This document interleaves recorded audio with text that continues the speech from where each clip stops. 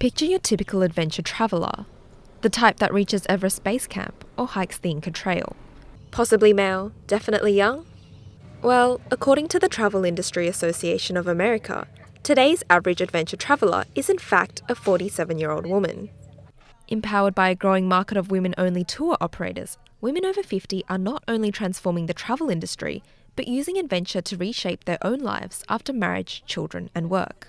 Margaret Sheridan started trekking again in her 60s, and now at 76 counts rafting down the Franklin River and reaching Everest Base Camp in her list of achievements. I went to medical school and then I became a doctor, and that's what you do, and I got married and I had children, and I went through a divorce when my kids were little and I was a single parent, and I'll tell you, that's what you do. You work hard and you don't have time for much else. So yeah, my children are grown up, and but they used to do a lot of walking and hiking with me, so you know, they were very excited that their mum was out doing something, very proud of me. For Margaret, rediscovering adventure alongside other women has improved not only her physical health, but also her confidence and emotional well-being. I had 2 hip replacements when I was in my mid-50s, and I think I had started to think that I couldn't do things, and so discovering that I could walk and do all those things again gave me a huge sense of vitality and lease of life. In a case study published earlier this year, Doctors Tonya Gray and Carol Burrell from the University of Western Sydney found that women-only adventure groups promoted assertiveness, self-esteem, and a sense of belonging with like-minded women. Such experiences became particularly attractive to women going through major changes, such as retirement, divorce, or living without children.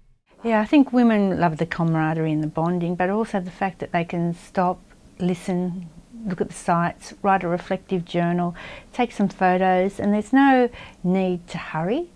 The journey is more important than the destination, whereas men, the destination is how quickly we can get there, and you know, did I beat the person that did it the day before? So I do find men very competitive and perhaps ego-driven, whereas women are more eco-driven.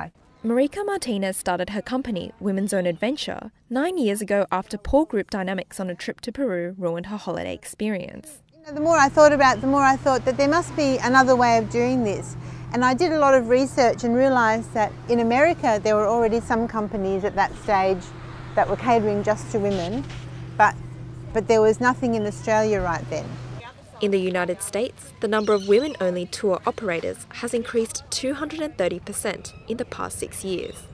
This is a trend local operators say is reflected here in Australia and has been driven by a boom in women over 50 seeking adventure. When I started in Australia, mine was the first. It wasn't too long after that others started to do the same, and yes, it has grown. But even the mainstream companies now, they're catering a lot more to women. I think probably the industry has found that if you have any given trip that's an adventure travel trip, probably 90% of their clients are now women, and 90% of their clients are women in their 50s. And so they've got to cater to them. So why are women over 50 so attracted to organised adventure groups? For women like Melinda Long of Lane Cove, it's about finding a new group of people to relate to as their lives evolve. Well, one of the things I find is I actually don't have any friends who either are able to do the kinds of things like hiking or want to do them.